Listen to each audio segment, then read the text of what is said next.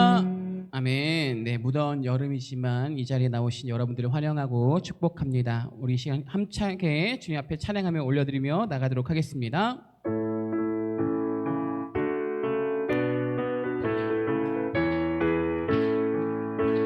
주님 약속하신 말씀 위에서 영원토록 주를 찬송하리라. 소리 높여 주께 영광 돌리며 약속 믿고 굳게 서리라. 굳게 서리, 굳게 서리. 영원하신 말씀 위에 굳게 서리, 굳게 서리. 그 말씀 위에 굳게 서리라. 주님 약속하신 말씀 위에서 세상 염려 내게 엄습할 때에 용감하게 힘써 싸워 이기며 약속 믿고 굳게 서리라. 굳게 서리, 굳게 서리. 영원하신 말씀 위에 굳게 서리, 굳게 서리. 그 말씀 위에 굳게 서리라. 주님 약속하신 말씀 위에서 영원하신 주의 사랑 힘입고 성령으로 힘써 싸워 이기며 약속 믿고 굳게 서리라. 굳게 서리. 영원하신 말씀 위에 굳게 서리, 굳게 서리. 그 말씀 위에 굳게 서리라. 주님 약속하신 말씀 위에서 성령 인도하는 대로 행하며 주님 품에 항상 안식 얻으며 약속 믿고 굳게 서리라. 굳게 서리, 굳게 서리. 영원하신 말씀 위에 굳게 서리, 굳게 서리. 그 말씀 위에 굳게 서리라. 굳게 서리, 굳게 서리. 영원하신 말씀 위에 굳게 서리, 굳게 서리. 그 말씀 위에 굳게 서리라. 굳게 서리, 굳게 서리. 영원하신 말씀 위에 굳게 서리, 굳게 서리. 그 말씀 위에 굳게 서리라. 할렐루야. 아멘. 주님의 말씀이 항상 굳게 서 있는 저 여러분 되시길 소망합니다. 아멘.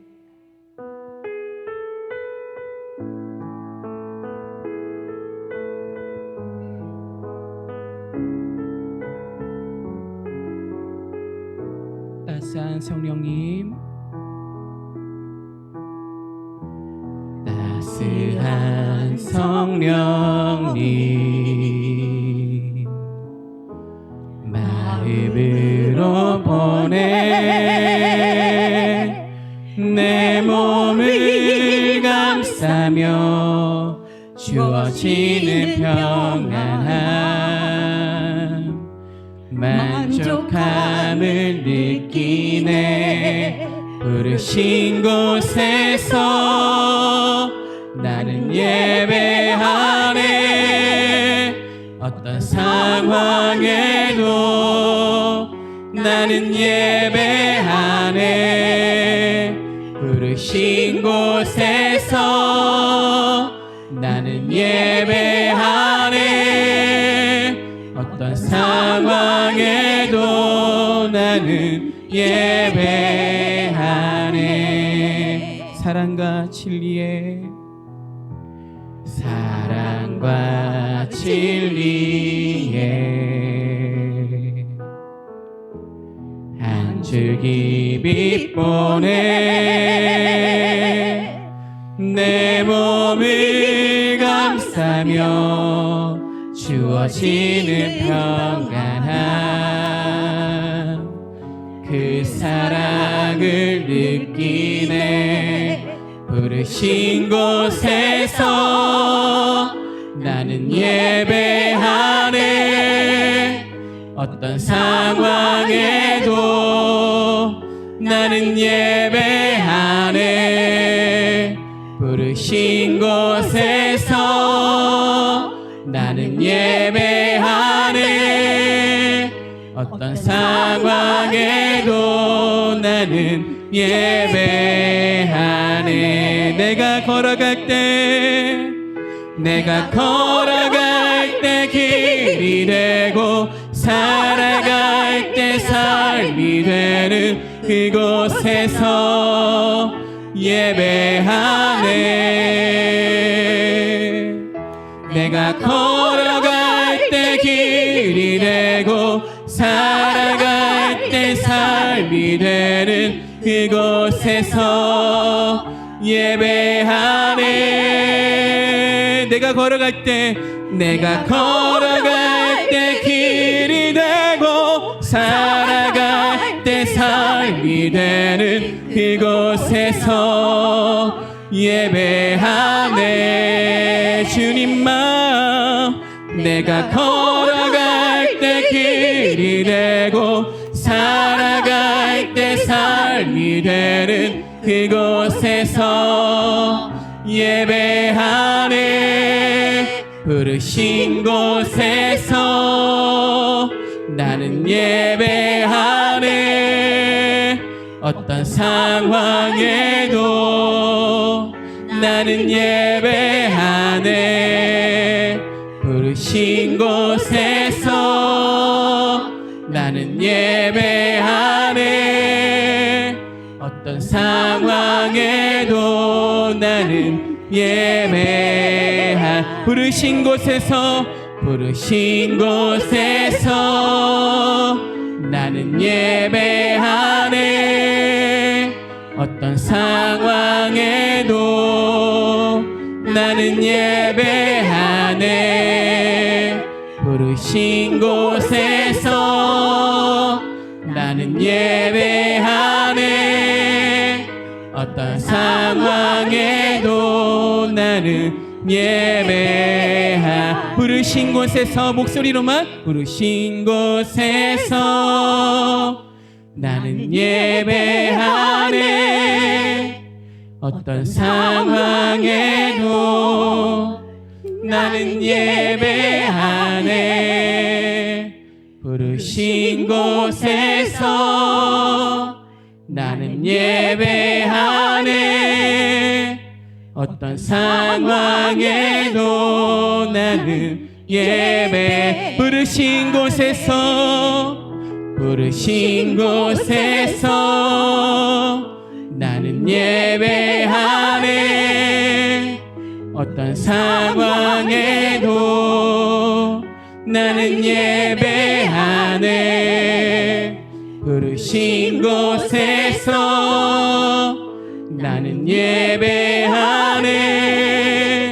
어떤 상황에도 나는 예배하네. 우리 이 시간 우리가 고백했던 것처럼 하나님, 내가 주님의 영원하신 말씀 위에 굳게 설 수 있도록 도와주시고, 아멘. 부르신 맡기신 그 자리에서 예배하며 나갈 수 있는 삶이 되게 도와달라고 기도하시며, 아멘. 오늘 말씀을 선포하시는 담임 목사님 위해서 함께 기도하며 나가도록 하겠습니다. 기도합니다. 살림하신 하나님 아버지, 감사하며 나갑니다. 오늘 이 시간에도 우리를 주의 전에 부르게 하여 주시고 모이게 하셔서 예배하게 하시니 감사합니다. 이 시간 가운데 말씀 위에 굳건하게 다시 한번 서게 도와주시고, 우리를 부르신 자리에서 하나님만을 예배하게 도와주시는 은혜가 있게 도와주시옵소서. 우리는 연약하여서 날마다 그 자리를 실패하고 넘어지고 낭망할 때가 있겠지만, 그럼에도 불구하고 우리를 부르신 그 정체성과 소명 가운데 서게 하여 주셔서 날마다 하나님의 은혜 가운데 예배하며 찬양할 수 있는 우리가 되게 도와주시옵소서. 귀 기울이게 하여 주시옵소서. 감사합니다. 사랑하는 하나님, 감사합니다. 아버지, 주님의 뜻을 쫓아 아버지 이렇게 함께 모였습니다. 주의 말씀이 정말 우리의 삶의 길이요 진리임을 믿습니다. 아버지, 말씀대로 살아갈 수 있도록 아버지 우리에게 깨닫게 하시고 또 살아갈 수 있는 능력을 더하여 주시고, 아버지 그 말씀의 길을 걸어갈 수 있도록 주님 저희와 함께 하여 주시옵소서. 오늘 말씀을 통하여 우리의 삶이 변화되는 그런 은혜의 시간 되기를 원하오며 감사드리고 예수님의 이름으로 기도드립니다. 아멘. 우리 함께 볼 말씀은 마태복음 4장 1절부터 11절까지의 말씀입니다. 마태복음 4장 1절로 11절까지의 말씀, 제가 갖고 있는 성경 신약 3쪽입니다. 마태복음 4장 1절로 11절까지의 말씀입니다. 우리 한 절씩 교독하고 마지막 절 합독하겠습니다. 하나님의 말씀입니다. 그때 예수께서 성령에게 이끌리어 마귀에게 시험을 받으러 광야로 가사 40일을 밤낮으로 금식하신 후에 줄이신지라. 시험하는 자가 예수께 나와서 이르되 네가 만일 하나님의 아들이어든 명하여 이 돌들로 떡덩이가 되게 하라. 예수께서 대답하여 이르시되 기록되었으되 사람이 떡으로만 살 것이 아니요 하나님의 입으로부터 나오는 모든 말씀으로 살 것이라 하였느니라 하시니. 이에 마귀가 예수를 거룩한 성으로 데려다가 성전 꼭대기에 세우고 이르되 내가 만일 하나님의 아들이어든 뛰어내리라. 기록되었으되 그가 너를 위하여 그의 사자들을 명하시리니 그들이 손으로 너를 받들어 발이 들에 걸두지지 않게 하리로다 하였느니라. 예수께서 이르시되 또 기록되었으되 주 너의 하나님을 시험하지 말라 하였느니라 하시니 마귀가 또 그를 데리고 지극히 높은 산으로 가서 천하 만국과 그 영광을 보여 이르되 만일 내게 엎드려 경배하면 이 모든 것을 내게 주리라. 이에 예수께서 말씀하시되 사탄아 물러가라. 기록되었으되 주 너의 하나님께 경배하고 다만 그를 섬기라 하였느니라. 함께 읽겠습니다. 이에 이에 마귀는 예수를 떠나고 천사들이 나와서 수종드니라. 아멘. 오늘날 우리는 참 이상한 시대를 살아가고 있습니다. 손에 딱 잡히는 그 작은 스마트폰 하나로 세상을 바라볼 수 있고, 여러분 그런 세상을 한 30년 전만 해도, 아니 20년 전만 해도 사실 생각지도 못했던 그런 시대죠. 그렇게 우리의 시간이 이 작은 스마트폰 하나에 순식간에 사라지는 것도 또 느낍니다. 예전에는 이 텔레비전을 바보 상자라고 불렀습니다. 근데 이제는 텔레비전이 없는 집들이 참 많아요. 근데 텔레비전이 없다 해서 뭔가 이렇게 바보 상자가 없어진 게 아니라 그 바보 상자가 더 작아지고 더 매력적으로 변하고 그 최근에 제가 어디서 이제 그런 얘기를 들었어요. 그 한 청소년 아이 한 사람한테 한 목사님이 물어봤대요. 너는 하루에 얼마나 스마트폰을 사용하니? 그랬더니 핸드폰 갖고 있는 거요? 한 9시간 정도 제가 손에 쥐고 있어요. 라는 이야기를 했다고 해요. 9시간 손에 쥐고 있다라는 거는 그냥 학교에서도 그냥 내가 의식을 하고 있는 그 모든 시간에 이 스마트폰을 손에 쥐고 있다라는 거예요. 그 정도로 요즘엔 스마트폰이 우리를 완전히 바보로 만들어 버립니다. 최근에 이 성평등 가족부, 예전에는 여성 가족부라고 했는데 요즘엔 성평등 가족부라고 하죠. 이 성평등 가족부에서 2026년도 청소년 미디어 이용 습관 진단 조사를 보도했습니다. 우리나라 초중고 학생이 116만 명입니다. 116만 명의 초중고 학생들이 있는데 이 학생들한테 이제 교육부를 통하여서 이렇게 조사를 했더니 청소년 6명 중 1명은 인터넷, 스마트폰 과의존 위험군에 포함되었다라고 해요. 6명 중 1명입니다. 중복 위험군, 쉽게 말하면 중독 상태인 아이들은 11명 중 1명이었습니다. 그러니까 아이들 10명 있으면 그 중에 1명은 중독이고 아이들이 6명 있으면 그 중에 1명은 과의존 상태인 거예요. 이게 엄청나게 큰 숫자입니다. 근데 이게 청소년들만의 문제가 아니죠. 어른들도 마찬가지입니다. 어른들도요, 눈을 뜨자마자 요즘 그 중년, 장년들은 기도보다 뉴스를 먼저 보고 주식을 먼저 보고 또 가족의 얼굴보다도 스마트폰 알람 그 소리 끄고 스마트폰에 뭐 카톡이 왔는지 이런 것들을 확인하는 게 그게 하루의 시작이에요. 그러니까 이 스마트폰의 문제는 청소년, 청년, 장년 할 거 없이 모든 이들의 문제가 되었죠. 제가 최근에 이제 군부대를 한번 들어간 적이 있습니다. 군부대에 들어가서 밥 먹는 시간이 있었는데 그 밥 먹는 시간에 이제 그 한 30대, 40대, 50대 되시는 사람들끼리 이제 밥을 먹는데 저희끼리만 떠들고 있더라고요. 왜 우리끼리만 떠들지 하고 이렇게 주변에 보니까 다 군인들이 그 이어폰 끼고 핸드폰 보면서 밥을 먹고 있어요. 말이 없어졌어요. 그래서 제가 거기 그 중대장한테 중대장님 이렇게 애들이 핸드폰을 사용하고 밥을 먹으면 얘네들한테 무슨 추억이라는 게 없겠어요? 그랬더니 요즘 애들은 추억이 없대요. 근데 추억을 없앤대요. 왜 추억을 없애느냐? 핸드폰을 주면 안 싸우는데 핸드폰을 안 주면 지들끼리 싸워가지고 그래가지고 핸드폰을 줘야 된다. 놀랍죠? 그게 오늘날의 시대가 됐어요. 그러니까 왜냐면 싸움 나면 민원 들어오고 그러니까 안 싸우게 하려고 핸드폰을 쥐어준다는 거예요. 요즘 참 군대 좋아졌습니다. 그런데 이러한 문제가 군대, 학교에서도 마찬가지죠. 스마트폰 걷는다 해가지고 뭐 난리가 나요. 막 그런 이야기들이 나오고요.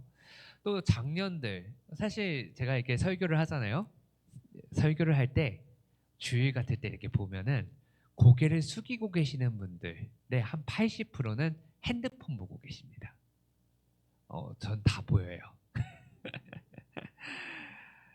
오늘날 이 스마트폰이 참 우리들의 마음을 많이 빼앗습니다. 근데 이 오늘 본문에 나타난 광야는요, 사막만 이야기하는 것이 아닙니다. 이 광야는 하나님보다 욕망의 소리가 더 커지는 곳, 그곳이 바로 광야예요. 내가 무엇을 사는지가 드러나고 내가 무엇을 선택하는지 가장 어떻게 보면은 포장되지 않는 날 것이 보여지는 자리가 이 광야입니다. 오늘 본문은 예수님께서 그 광야로 들어가신 장면이죠. 예수님도 시험을 받으셨습니다. 그런데 예수님은 그 시험 속에서 무너지지 아니하십니다. 우리도 오늘날 많은 시험들이 있습니다. 유혹거리가 있어요. 핸드폰의 유혹 참 큽니다. 그런데 그러한 유혹과 시험거리 가운데서도 우리는 어떻게 예수님과 같이 그 시험 가운데 설 수 있는가? 오늘 본문을 통해서 한번 살펴보려고 합니다. 오늘 본문의 1절에 보면 그때에 예수께서 성령에게 이끌리어 마귀에게 시험을 받으러 광야로 가사라고 나옵니다.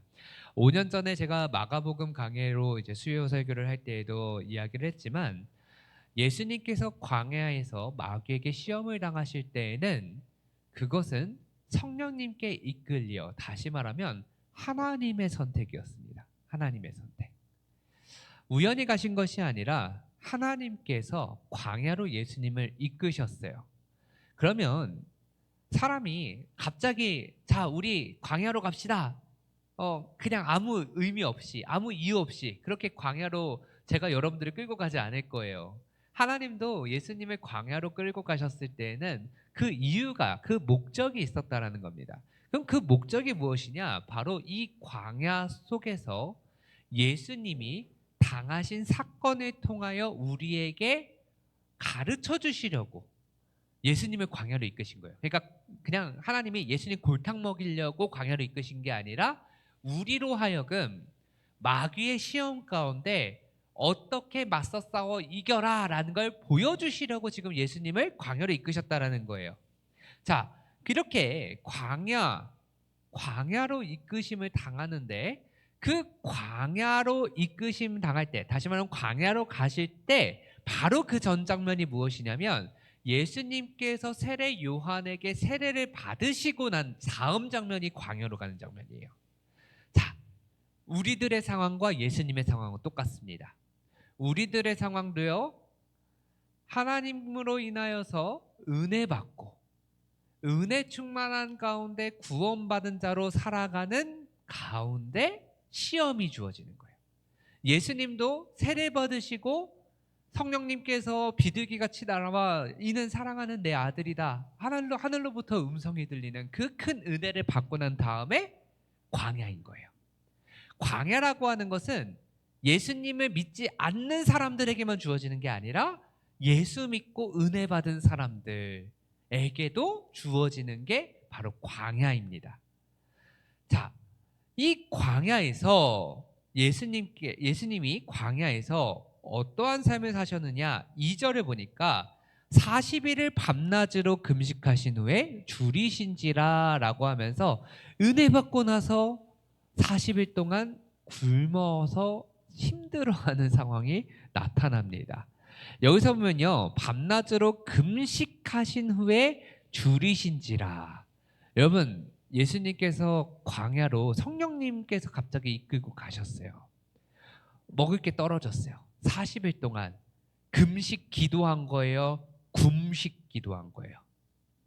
이거 굶식이에요. 강제적으로 금식 당하신 거예요. 굶으신 거예요. 그러니까 이거는 내가 막 엄청난 결단, 은혜의 결단, 나 진짜 하나님하고 사생결단할래 하고 금식하면서 기도하면서 하나님, 내가 이 기도의 제목을 갖고 주님하고 진짜 이렇게 붙들고 삽니다. 그러한 형태의 기도가 아니라 그냥 40일 동안 강제로 끌려와서 밥이 떨어졌네, 큰일 났다, 밥 언제 주시나 하고 그냥 40일 동안 그러다 굶주린 상태, 그냥 배고픈 상태, 엄청 배고파 죽겠는 상태인 거예요. 그러니까 막 그렇게 거룩한 장면은 아니죠. 자, 이렇게 굶주린 상태, 여러분 저는요 하루만 굶어도 배가 고파 미치려고 해요. 그래서 저는 금식 기도를 잘 안 해요. 하나님이 음식이라는 선한 것을 주셨는데 왜 이렇게 굶어야 되는지 모르겠어요. 근데 굶으면요 예민해집니다. 잠도 안 와요. 어제 제가 저녁을 다이어트 하려고 안 먹었다가 잠이 안 오기 시작해가지고 밤 12시까지 왜 잠이 안 오는 거야? 그 뱃속에는 꼬르륵 하는데 그래 네가 이기나 내가 이기나 한번 해보자 라고 밥을 끝까지 안 먹었다가 결국 새벽 1시에 자버렸어요. 예민해지죠. 그리고 예민한데 일단 이 배고픔을 잊기 위해서 자고 싶은데 잠도 안 와. 막 그냥 짜증나. 딱 1시에 또 왜 1시에 잤냐면 12시쯤 드디어 졸립다 자야겠다 싶은데 그때 하민이가 딱 깨어나가지고 울기 시작하는데 이놈의 새끼는 왜 내가 자려고 하는 게 깨는 거야. 그래서 이제 그 1시까지 막 잠도 못 잤어요. 짜증나고 막 마음에 평안이 없는 거예요. 힘든 거예요. 그냥 열받는 거예요. 밥 먹었으면 그럴 일 없었을 텐데. 여러분 그때 마귀가 찾아옵니다. 3절을 볼까요? 시험하는 자가 예수께 나와 이르되, 여기서 시험하는 자라고 나와 있죠. 이 시험하는 자가 바로 5절에 마귀였던 거예요. 마귀는 시험하는 자입니다. 마귀의 시험은 언제 오느냐? 우리의 마음이 연약할 때, 배고플 때, 힘들 때, 짜증날 때, 그때 마귀가 찾아와서 시험을 하는 거예요. 여러분 예수님이 은혜 충만한 은혜 충만한 그 시점에는 마귀가 못 까불어요. 근데 마귀는 언제 까부느냐? 은혜가 떨어지는 그때. 은혜가 떨어지는 그때가 어떤 표현이냐면 내가 은혜 받았다라고 생각하는데 내 욕심이 나의 그 연약함이 은혜를 뛰어넘는 그 순간이에요. 예를 들어서 이런 겁니다. 한 3일 4일 굶은 사람이 예배 시간에 나와서 예배를 드려요. 그런데 밖에서 정말 내가 세상에서 가장 좋아하는 피자 냄새가 나. 예배 드릴 수 있어요, 없어요? 예배 드리기 어렵습니다. 그게 시험인 거예요. 그게 시험. 마귀는 그걸 건드리는 거예요. 그러니까 여러분 음식 좋아하시는 분들은 금식 기도하지 마세요. 잘 먹고 기도하는 게 나아요. 그게 더 기도할 때 더 은혜 많이 받을 수 있다. 이렇게 마귀가 이렇게 나타납니다. 그러면서 이렇게 얘기하죠. 네가 만일 하나님의 아들이어든 명하여 이 돌들로 떡덩이가 되게 하라. 마귀가 아주 교묘하게 얘기합니다. 너가 만일 하나님의 아들이어든, 다시 말하면 예수님의 정체성을 건드리는 거예요. 야, 네가 진짜 하나님의 아들이거든, 딸이거든. 그러면 야, 이 돌 떡덩이로 만들 수 있지 않니? 3, 4일 금식 기도하면서 막 그러고 있다가 예배 자리에 앉아있는 우리에게 마귀가 이렇게 와서 다 얘기하는 겁니다. 야, 너 진짜 네가 성도거든. 너 성도거든. 지금 이 배고픔을 은혜로 채울 수 있지 않니? 근데 인간은 인간이에요. 배고픔은 음식으로 채워야 돼요. 그러니까 우리가 그 가운데 피자 냄새 나고 치킨 냄새 나고 평소에는 먹지 않던 그 음식 냄새만 나더라도 그게 왜 이렇게 맛있어 보이고. 마귀는 그렇게 우리의 연약함을 건드리면서 충동하는 거예요. 제가 예수님이냐면요, 이 말을 듣고 예수님은 하나님이시니까 당연히 돌을 떡으로 바꿀 수 있죠. 돌을 떡으로 딱 바꾸면서 야, 네가 돌로 떡 바꿔서 먹을 수 있냐고 물어봤지? 바꿀 수 있거든? 어쩔 건데? 하면서 먹을 거예요. 하지만 예수님은 그렇게 하지 아니하시죠. 왜 그렇게 하지 아니하시느냐? 마귀의 말대로 돌을 떡으로 바꾸신다면 예수님이 하나님이신데 마귀의 말에 순종한 거예요. 따르는 거예요. 그러니까 그렇게 안 하시는 거예요. 예수님의 이곳으로 오신 목적은 무엇이냐면, 예수님은 사실 시험 안 당하셔도 돼요. 예수님은 사실 마귀하고 그냥 마귀가 감히 까불 수도 없는 레벨이에요. 그런데 왜 이 자리에서 이 모습을 보여주시느냐? 우리 때문이에요. 우리 때문에. 마귀가 예수님한테 하듯이 우리한테 똑같이 하거든요. 똑같이 시험 걸어요. 똑같이 우리의 연약한 순간을 건드려요. 그러니까 예수님은 그때 우리 보라고 마귀의 말대로 하시는 게 아니라 하나님께서 원하시는 승리의 비결로 맞서 싸우시는 거예요. 어떻게 말씀하시느냐? 4절에 볼까요? 예수께서 대답하여 이르시되 기록되었으되 사람이 떡으로만 살 것이 아니요 하나님의 입으로부터 나오는 모든 말씀으로 살 것이라 하였느니라 하시니, 다시 말하면 야, 너가 떡으로 왜 만들라고 했어? 내가 배고프니까 떡 만들어 먹으라고 했지. 떡을 먹으면 배가 부를 거니까, 그래야 내가 살 거니까. 그런데 나는 다르게 얘기할게. 인간은 떡으로 사는 게 아니야. 하나님의 말씀으로 사는 거야. 마귀는 우리의 육신의 죽음의 해결책으로 떡을 제시했어요. 그렇죠? 너희들 떡 먹고 싶지? 떡 먹으면 살아요. 근데 예수님은 뭐라고 했느냐? 아니, 떡으로 사는 게 아니야. 말씀으로 사는 거야. 하나님으로 사는 거야. 라고 얘기하는 거예요. 말씀이 영혼의 밥이고, 말씀이 마음의 기준이고, 말씀이 우리 욕망을 멈출 수 있는 유일한 기준이에요. 말씀은 하나님의 자녀다운 삶을 세웁니다. 우리가 배고파도요, 3일 금식기도 해도요, 예배 시간 중간에 맛있는 음식이 나도 참는 건 왜 참아요? 예배 때 하나님께 예배 드리는 것이 마땅하다라는 걸 알기 때문에 우리가 욕망을 참는 거예요. 그런데 우리가 한 40일 굶었다고 생각해 보세요. 거기서 진짜 실력이 나오는 거예요. 40일 굶었는데 먹는 맛있는 냄새가 나. 아니, 맛있는 게 내 눈앞에 딱 있어. 이거 예배 시간에 먹느냐 마느냐.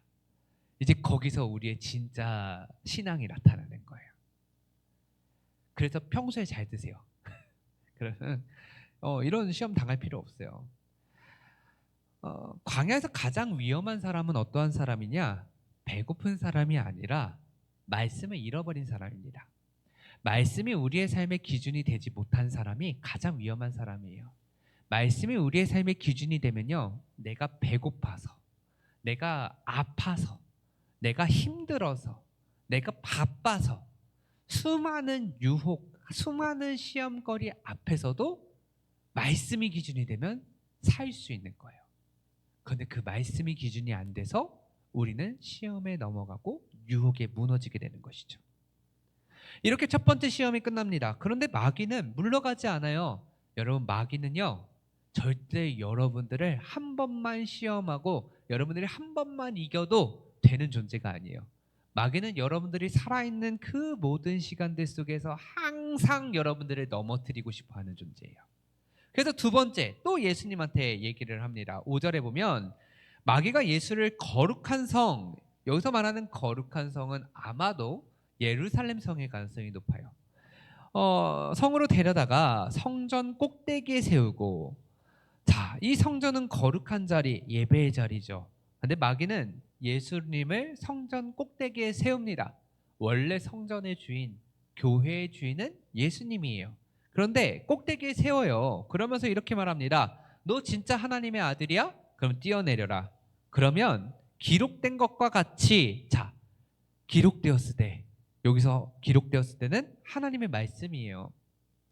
그가 너를 위하여 그의 사자들을 명하시리니 그들이 손으로 너를 받들어 발이 돌에 부딪히지 않게 하리로다 하였느니라 하면서 마귀가 성경을 인용합니다. 여러분, 마귀가 성경을 인용해요. 마귀가 성경을 더 잘할까요? 여러분들이 성경을 더 잘할까요? 여러분들 성경 마귀보다 더 잘 알아요? 몰라요? 여러분, 마귀보다도 못한 존재예요? 마귀보다 나은 존재예요? 큰일 났어요. 맞아요. 마귀는 성경 잘 알아요. 성경 진짜 잘 알아요. 제가 저희 교수님 한 분이 전도사 사역할 때 이야기를 제가 학부 때 해주셨어요. 본인이 전도사 때 저희 교단 신학에서는 귀신은 절대 성도의 심령 가운데 머물 수가 없습니다. 그런데 조직신학 교수님이셨어요. 자기가 전도사 때 너무 신기한 걸 봤대요. 교회 성도 되게 신실하신 집사님인데 그 집사님 남편이 갑자기 담임 목사님한테 전화가 와서 목사님 큰일 났습니다. 제 아내가 귀신 들렸습니다. 하면서 전화가 와서 담임 목사님하고 그때 전도사였던 자기하고 급하게 이제 신방을 갔대요. 신방을 가서 딱 문을 열고 아이 집사님 이게 무슨 일입니까? 하고 딱 들어가자마자 자기는 인정하지 않는데 갑자기 그 여자 집사님이 막 기괴한 목소리를 내면서 자기한테 야 누구 전도사 너 말씀에 뭐라고 나와 있어? 하면서 막 말씀을 막 얘기하더니 너 엊그제 너 음란물 본 거 내가 그거 다 알아 막 이렇게 얘기를 하더래요. 그래서 그때 전도사였던 자기가 진짜 음란물을 보고 뭐 그랬었는데 그거 듣고 마귀가 자기의 그 죄진 거 말씀으로 막 자기를 깨닫게 하는 거 이거에 자기가 너무 놀라가지고 그 즉시 회개했다. 그 이야기를 저한테 하시는 거예요. 근데 이게 웃을 일이 아니라 저도 그 얘기 듣고 깜짝 놀랐어요. 왜 깜짝 놀랐냐면 마귀가 신학 공부한 사람들보다 말씀을 더 잘하는구나. 그리고 말씀으로 깨닫게도 하는구나. 그게 너무 놀랍더라고요. 근데 이렇게 마귀가 성경을 인용합니다. 이 시편 말씀인데 이 시편 말씀을 인용해요. 근데 여기서 우리가 주의해야 될 게 뭐냐면요. 여러분 지금 예수님은 마귀의 실제를 봤어요. 근데 오늘날 여러분은 마귀는 실제 사람의 형상으로 여러분들과 대화를 하면서 여러분들을 속이고 넘어뜨리는 존재가 아니에요. 오늘날 마귀는 어떠한 식으로 우리를 넘어뜨리느냐? 우리 안에 하나님의 말씀을 갖고 우리의 욕망을 포장하여서 건드려요. 그게 문제인 거예요. 무슨 말이냐면 우리가 살아가는 데 있어서 간혹 가다가 어떤 날은 하나님의 말씀으로 내가 회개하고 돌이키고 막 주를 향해서 놀라운 결단을 할 수 있도록 내 안에 막 하나님의 말씀이 기억날 때가 있어요. 근데 또 어떨 때는 내가 하고 있는 이 일이 그래 하나님의 말씀에 따르면 일 맞잖아. 사실 이 일의 동기와 과정은 그렇게 거룩하지 않았는데 내 생각대로 내 뜻대로 그렇게 살아가다가 어느 날 그 말씀이 야 너 그렇게 하는 거 맞아. 말씀에 그렇게 나와 있잖아. 그거 맞다니까. 과정 이런 겁니다. 저도 그런 경우가 있어요. 어떤 연약한 사람들이 그러니까 연약한 사람들이 교회에 와서 이럴 때 있어요. 목사님 제가 너무 가난하고 힘이 들어가지고 지금 당장 먹을 게 없습니다. 먹을 거 좀 도와주세요. 쌀 좀 사주세요. 이런 분들이 정말 평일날 많이 교회에 전화도 하시고 찾아도 오세요. 제가 처음에는요. 어떻게 해야지? 근데 말씀으로 저분들을 도와야 되나? 말아야 되나? 고민을 엄청 많이 했어요. 말씀으로. 그러다가 어느 순간인가는 에라 모르겠다. 그래 교회니까 도와야지 가 될 때가 있고요. 교회 욕 안 먹으려고 도울 때 있고요. 또 어떨 때는요. 제가 교회는 그렇게 도와드릴 만한 방법이 마땅치 않습니다. 라고 얘기할 때 막 자꾸 부탁하는 사람 보고 그래 내가 목사니까 그 사람 도와야지. 여러분 목사니까 돕는 게 과연 거룩한 결단이었을까요? 아니요. 사실 저는요 목사니까 도와야 된다라는 것은 목사로서의 체면이 있는데 저 사람이 목사에 대해서 목사들 말만 하지 사실은 뭐 그렇게 사람들 그렇게 돕지도 않더라. 사실 제 체면 때문에 그렇게 도운 거예요. 여러분 제 체면 때문에 도와놓고 제 머릿속에 마음속에 어떤 생각이 드는지 아십니까? 그래 말씀도 도우라고 했잖아. 여러분 이러한 경우들이 아마 저만 있는 건 아닐 거예요. 정말 하나님의 말씀대로 내가 결단하여서 하나님 나라를 위하여 그 사람을 섬기는 것과 목사의 체면 때문에 섬기는 건 다른 거예요. 근데 그게 교묘하게 우리의 마음속에서 마귀가 나를 충동질을 하는 거예요. 말씀을 갖고 까부는 거예요. 야 그렇게 해도 괜찮아. 야 너 그렇게 함으로써 어쨌든 말씀은 지켜졌잖아. 말씀대로 했잖아. 형상으로 나타나지 않는 마귀는 우리의 마음속에서 자꾸만 그러한 생각과 혼돈을 주는 거예요. 그게 바로 오늘 본문에 나타난 마귀가 성경을 갖고 우리한테 까부는 모습들입니다. 그런데 예수님은 어떻게 하십니까? 그 가운데 쇼를 하지 아니하십니다. 쇼를 하지 아니하셨다라는 건 그 결과에 욕망에 말씀을 껴맞춰서 보여주지 아니하셨다라는 거예요. 뛰어내리지 아니하셨어요. 어떻게 하시느냐? 7절에 보니까 예수께서 이르시되 또 기록되었으되 주 너의 하나님을 시험하지 말라 하였느니라 하시니 하면서 결과의 말씀을 맞추는 것, 욕망의 말씀을 맞추는 것 그것이 아니야. 진짜 말씀대로 하는 것은 하나님으로부터 시작하는 거야. 여러분 우리가 삶에서 어떠한 순간순간마다 결정해놓고 말씀 껴맞추는 게 아니라 여러분 그 결정을 하는 과정 속에서 이것이 하나님께서 기뻐하시는 것인지 아닌지에 대한 명확한 생각과 의도와 목적과 그것에 대한 계획들이 있어야 돼요.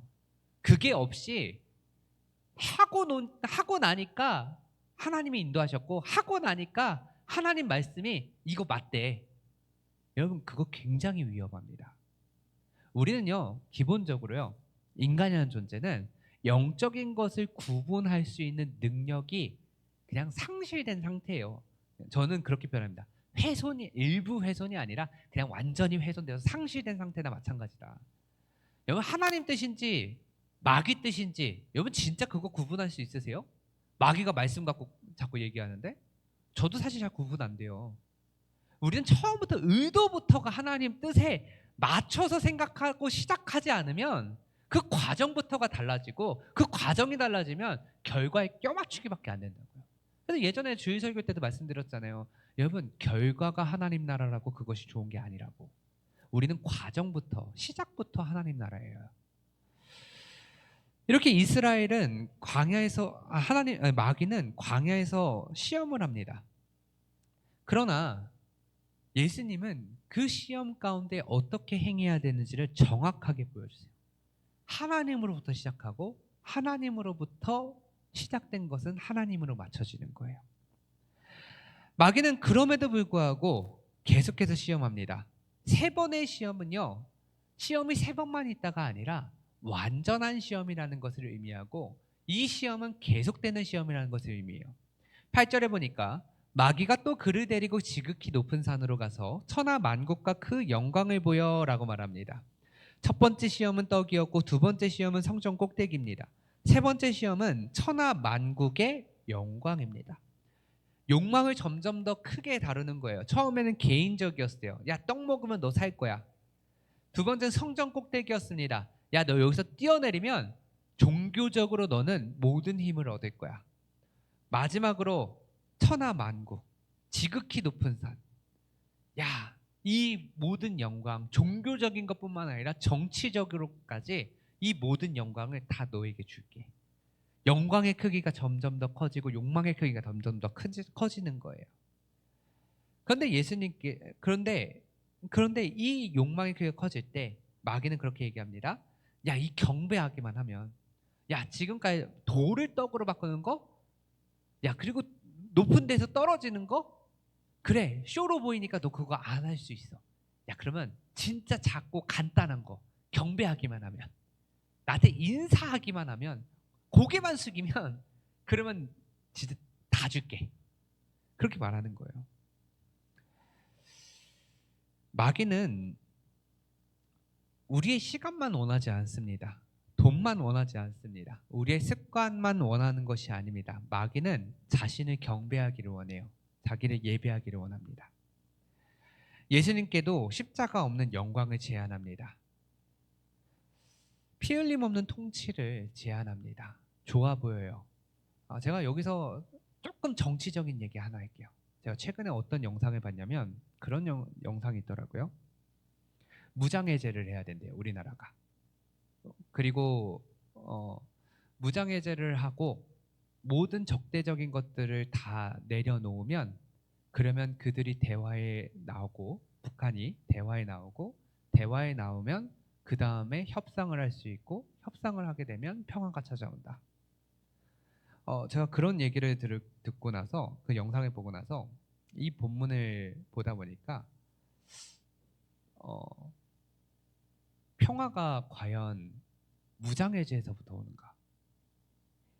전 잘 모르겠어요. 예수님이 보여주신 이 장면은요, 분명히 무장해제한 것이 아니라 힘을 갖고, 말씀의 권위를 갖고, 하나님을 향한 온전한 신뢰를 갖고 마귀와 맞서 싸우는 모습이에요. 여기에서 평화가 찾아옵니다. 여러분, 무릎 꿇는다고 해서 마귀한테 무릎 꿇으면요, 그 다음엔 어떤 문제가 발생할까요? 이제는 마귀가 우리의 삶을 조종하는 거예요. 여러분, 무장 다 해제하고요, 북한이 대화에 나와서 협상을 해요. 좋아요. 그 다음은요, 우린 더 이상 우리를 지킬 힘이 없어지면요, 그 다음에는 북한이 어떤 이야기를 하든지 우리는 쫓아다닐 수밖에 없어요. 따를 수밖에 없어요. 여러분, 평화라는 이름에 속지 마세요. 진짜 평화가 뭔지를 아셔야 돼요. 오늘날 세상이 정말 비슷하게 말합니다. 야, 타협만 하면 돼. 조금만 양보하면 돼. 좋아 보여요. 제가 그 갈등 관리 연구를 이제 하면서 느낀 게 무엇이었냐면요. 어떠한 갈등 상황에 있어서 우리가 생각할 때에는 협상을 하고 타협을 하고 협력을 하는 게 가장 좋아 보여요. 하지만 그 어떠한 유형도 좋은 유형은 없어요. 모든 것엔 다 단점이 있어요. 정말 상대방과 협상을 할 때는요, 평화를 위해서 협력을 가져오려면 정말 많은 시간이 필요합니다. 시간을 들이고 같은 경험과 추억을 쌓아야 그 사람의 협력을 이끌어낼 수 있는 거예요. 그런데 우리는 협력하는 거 되게 좋아해요.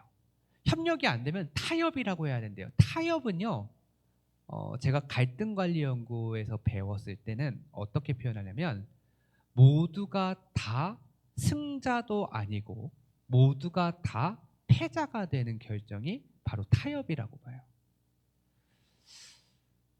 그건 평화가 아니에요. 진짜 평화는 협력으로 가야 되긴 하는데, 하나님 나라 안에서의 평화는 협력으로 가야 되려면 정말 많은 시간이 필요한 거예요. 남북한의 관계도 마찬가지입니다. 협력으로 가려면 정말 많은 시간이 필요하지, 그들의 요구를 우리가 무조건적으로 수용하는 그건 평화가 아니에요. 예수님이 그런 것들을 보여주고 계세요. 이어서 10절을 보면 이렇게 말씀하십니다. 이에 예수께서 말씀하시되 사탄아 물러가라. 기록되었으되 주 너의 하나님께 경배하고 다만 그를 섬기라 하였느니라 라고 말합니다. 예수님은 협상하지 아니하십니다. 타협하지 아니하십니다. 맞서 싸우십니다. 여러분, 그렇게 해야만 하나님이 원하시는 평화가 찾아오는 거예요. 제가 정치적인 얘기를 왜 했냐면 사실 이번 주에 그 국군에서 국군에 있는 그 방첩사령부를 해체했다라고 얘기를 하더라고요. 방첩사령부를 해체하는 그 모습들을 보면서 제가 말씀을 드리는 거지만, 여러분 사실 우리 기독교는요 공산주의와는 양립할 수가 없습니다. 혹시 양립할 수 있다라고 생각하시는 분들이 계시다면 저한테 와서 이야기를 해보셔도 좋아요. 저는 그 마르크스주의에 대해서도 공부를 했어요. 공부 생각보다 많이 했죠. 제가 마르크스주의 공부를 하면서 느낀 게 뭐냐면, 공산주의와 기독교가 양립할 수 있다라고 하는 것은 마르크스주의에 맞자도 모르는 사람들이 한 얘기예요. 결과적으로 마르크스 자체는, 마르크스의 아버지가 유대인이자 목사였습니다. 성경적인 내용들을 그가 알고 있었기 때문에 형태적인 부분에 있어서는 비슷할 수 있어요. 예를 들어서 사도행전에 보면 가진 것을 팔아 가난한 자들에게 나누어 주고 우리가 서로 모든 물건을 통용한다라고 하는 본문이 있습니다. 그걸 보고 어떤 사람들이요, 사회주의 이론 아니야? 공산주의 이론 아니야? 그러니까 사회주의 공산주의가 맞아라고 얘기하는 사람들이 있는데, 전혀 그렇지 않아요. 철학적으로 보면 공산주의의 기본은 무신론에부터 나오고 인간을 기계화된 존재로 봅니다. 인간을 기계화된 존재, 인간은 어떤 존재냐면 전기 신호인 거예요.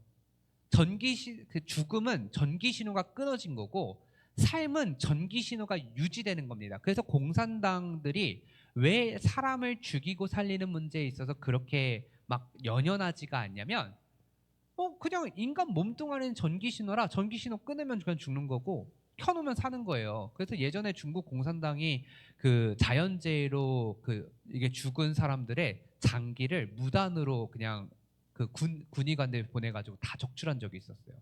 그거 왜 적출하냐면, 그냥 전기 신호 끊어졌으니까 그냥 적출해가지고 그거 산 사람한테 이식하면 되거든. 그게 공산주의의 사상이에요. 그런 사상은 생명이라는 것의 존귀함을 인정하지가 않습니다. 그런데 기독교가 공산주의랑 같이 간다? 말이 안 되는 거예요. 기독교는요, 생명을 굉장히 소중하게 여깁니다. 왜냐하면 인간이라는 존재는 전기 신호의 유무가 아니라 하나님의 형상으로 지음받아 그분의 생명으로 호흡하게 된 존재이기 때문이에요. 완전히 출발점이 달라요. 그래서 그 형상으로 지음받은 우리가 형상이 회복된 장면이 서로 가진 것을 팔아서 자신의 욕망을 드러내지 아니하고 그 모든 것들을 하나님 나라 안에서 공용하는, 정말 인간 욕망을 뛰어넘는 하나님 나라의 회복이 그 장면인 거예요. 공산주의의 완성이 아니라. 그래서 우리가 오늘 본문을 통해서도 알 수 있는 점은요, 정말 세상이 혼탁합니다. 여러분 정말 제가 그 철학적인 부분들을 공부를 하면서 느낀 건데요, 정말 세상이 혼탁해요. 어느 정도로 혼탁하냐면 우리 예배 현장 가운데서도 또 우리의 신앙에서도 세상적인 철학이 정말 많이 들어와 있습니다. 예를 들어서 이런 거예요. 제가 최근에 2023년도죠. 23년도에 그 성결교단에서 발간한 책자 중에 기독교인들 가운데 안락사, 조력사, 그러니까 스스로 이제 고통을 그 고통 가운데 스스로 죽음을 선택하는 안락사 허용에 대해서 찬성하는 비율이 60 몇 %더라고요. 23년도 기준입니다. 안락사를 허용한다. 사실 저는요, 정말 어르신들 또 이렇게 병원에 계신 분들을 많이 보면서 안락사를 허용했으면 좋겠어요. 조력사를 허용했으면 좋겠어요. 하지만 제가 드는 이 마음은 사실 성경적이진 않아요. 그런데 허용했으면 좋겠어요. 그 마음이 드는 것 자체가 저 또한 세상적인 철학에 오염되었다라는 거예요. 그건 인정해야 돼요. 우리들 다 그런 오염된 부분들이 있잖아요. 그 오염이 어디에서부터 오냐면 마귀의 시험에서부터 오는 거예요. 마귀가 만들어낸 세상인 거예요. 소비주의적인 것들이 뭐냐면요, 이런 겁니다. 의자가 편해야 돼. 마이크 성능이 좋아야 돼. 여러분 그게 예배랑 사실 무슨 상관입니까? 말씀에는 그런 거 얘기 안 하잖아요. 그런데 그게 우리한테는 되게 중요한 예배 환경의 요소가 되어버렸어요. 전도할 때 옛날에 여러분 기억나세요? 저는 어렸을 때 놀이터에서 막 그 교회에서 목사님들 전사님들 집사님들 나오셔가지고 같이 놀아주는 거에 교회를 갔었어요. 근데 요즘에 전도를 하려면요 뭐부터 얘기를 하냐면 뭐 줘요? 가 나와요. 1,000원짜리 요즘 전도할 때도요 그 티슈 이거 하나 만드는데도 한 500원 정도 합니다. 티슈 나눠주면요 안 받는 사람들도 있어요. 이거 가치 없다고. 그리고 아이들 교회에 나와서 선물 줄 때도요 5,000원 미만은 잘 안 받아요. 왜냐면 집에서 더 잘해주거든요. 여러분 그렇게 교회에 와가지고 신앙생활 하면요 교회에서 아이들한테 예를 들어서 뭐 간식 1,000원짜리 준다. 아, 저 안 먹어요. 괜찮아요. 왜냐하면 집에 가면 더 맛있는 거, 더 좋은 거 엄마 아빠가 사주거든요. 그게 다 소비주의적인 것들이에요. 그것뿐만이 아니죠. 뭐 생명에 대해서 그렇게 안락사에 허용한다라는 부분들이다.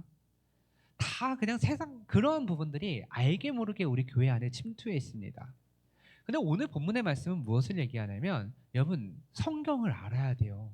말씀을 알고 내 안에 성경적이지 않은 것과 성경적인 것들을 구분해낼 수 있어야 돼요. 구분하지 못하면 결국 우리는 마귀의 시험 가운데 맨날 넘어져서 그냥 허덕이면서 그렇게 살아가는 존재밖에 안 돼요. 스마트폰만 줄인다고 해결되지 않습니다. 욕망을 참는다라고 끝나는 것이 아니에요. 말씀으로 돌아가야 됩니다. 여러분 아침에 일어날 때 뭐부터 보십니까? 말씀부터 보셔야 돼요. 가정에 들어갔을 때 뭐부터 하십니까? 말씀을 펴셔야 돼요. 여러분 아침에 자녀가 일어날 때 혹은 자녀와 오랜만에 통화할 때 그때 여러분들 자녀와 무슨 이야기를 나누십니까? 하나님 말씀부터 나누셔야 돼요. 예배 생활은 어떻게 했니? 이번 한 주간 너 예배 때 어떤 말씀을 듣고 어떤 결단을 했니? 그 말씀이 너의 삶에 어떤 의미를 주었니? 여러분 그런 거 얘기하세요? 아니면 자녀가 전화할 때 야, 너 반찬은 있니? 요즘에 뭐 해 먹고 사니? 아이 다 알아서 먹고 살아요. 그 돌은 떡으로 만들 수 있니? 이런 거 묻지 마시고 말씀부터. 여러분 그렇게 해야 삶이 변화되는 거예요. 시험은 우리를 매일마다 흔듭니다. 그런데 말씀은 우리를 날마다 살립니다. 광야를 두려워하지 마세요. 여러분 예수님은 광야에 서셨습니다. 우리도 광야에서 사는 게 마땅한 겁니다. 시험 앞에서 낙심하지 마세요. 여러분 그 시험 앞에서 주님은 살 길을 열어주셨어요. 말씀으로 사는 겁니다. 우리는 혼자가 아닙니다. 광야에서 승리하신 예수님께서 우리와 함께하고 계십니다. 그래서 여러분 말씀을 중심으로 살아가는 저와 여러분들 되시기를 바랍니다. 우리 시간 함께 말씀을 기억하면서 잠시 기도하는 시간 가졌으면 좋겠습니다. 이 시간 기도하실 때 주님 우리가 하루를 시작할 때 무엇을 먼저 보고 있습니까? 우리가 자녀들과 통화를 하면서 아니면 자녀들을 깨우면서 아니면 자녀들과 대화를 하면서 우리의 삶의 가장 시작점은 무엇입니까? 말씀입니까? 아니면 마귀의 시험거리인 우리의 욕망이고 우리의 삶이고 우리의 현실입니까? 아버지 우리가 정말 나누어야 할 것은 무엇이고 알아야 할 것은 무엇입니까? 주님 이 시간 다시 한번 말씀으로 돌아가기를 원합니다. 하나님께서 나를 살리시고 하나님께서 말씀을 통하여 나를 세우시고 하나님께서 말씀을 통하여 맞서 싸우게 하셨습니다. 그렇게 말씀을 통하여 우리 모두가 주님 앞에 회복되게 하여 주시옵소서. 그러한 은혜를 우리 가운데 더해 주시기를 원합니다. 이 기도의 제목을 갖고 우리 주님의 이름 크게 한번 부르짖고 함께 동성으로 기도합니다. 주여 하나님 아버지 감사합니다. 아버지 배고픔과 이 결핍의 순간 속에서도 아버지 우리가 붙들어야 할 것이 무엇입니까? 하나님의 말씀입니다. 말씀으로 살게 하여 주시옵소서. 사람에게 보이려는 신앙을 버리고 아버지 하나님 앞에서 순종하는 믿음을 더하여 주시옵소서. 생상의 그 영광 앞에 무릎 꿇지 않게 하여 주시옵소서. 내 욕망대로 살아가지 않게 하여 주시옵소서. 하나님께만 경배하게 하여 주시옵소서. 하나님으로부터 온 아버지 구원의 그 약속이 하나님으로부터 온 아버지 비밀 병기로 아버지 주님 세워지게 하시고 이겨내게 하시고 아버지 날마다 아버지 시험 가운데 승리할 수 있는 인생 되게 하여 주시옵소서. 주님 감사합니다. 역사하여 주시옵소서. 사랑하는 하나님 감사합니다. 아버지 우리는 너무나 쉽게 흔들렸습니다. 아버지 배고프면 원망했고 외로우면 사람의 인정을 구했습니다. 불안하면 세상의 빠른 길을 찾았습니다. 아프면 아버지 우리는 죽는 것이 낫다. 아버지 그렇게 선택하는 것이 우리들의 욕망이었고 그 욕망대로 살아가는 인생이었습니다. 아버지 우리의 연약함을 불쌍히 여겨 주시옵소서. 예수님 믿는다라고 말하면서 아버지 성경적인 세계관이 아니라 세상적인 세계관 그대로 살아왔습니다. 그것을 혼합시켜 놓고 타협해 놓고 나는 마치 주님을 오롯이 온전히 섬긴다라고 그렇게 착각하며 살아왔습니다. 주님 그러나 오늘 말씀을 통하여서 아버지 말씀으로 싸워야 함을 다시 한번 깨닫습니다. 아버지 광야에서 말씀으로 승리하신 이 장면을 통하여 말씀으로 승리할 수 있게 하여 주시옵소서. 떡이 필요하지만 떡이 내 인생의 주인이 되지 않게 하여 주시옵소서. 인정이 필요하지만 아버지 사람의 박수 소리가 우리의 우상이 되지 않게 하여 주시옵소서.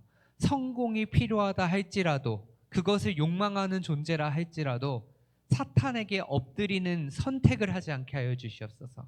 그렇게 말씀을 지켜낼 수 있게 하시고 말씀으로 이겨내게 하여 주시옵소서. 주님 우리의 가정을 지켜주시옵소서. 우리의 자녀들을 지켜주시옵소서. 아버지 손안의 화면들이 우리의 마음을 너무나도 많이 빼앗습니다. 아버지 아침마다 우리가 선택해야 되는 것은 하나님의 말씀입니다. 아버지 시험이 올 때마다 예수님의 이름으로 하나님의 능력으로 물리치게 하여 주시옵소서.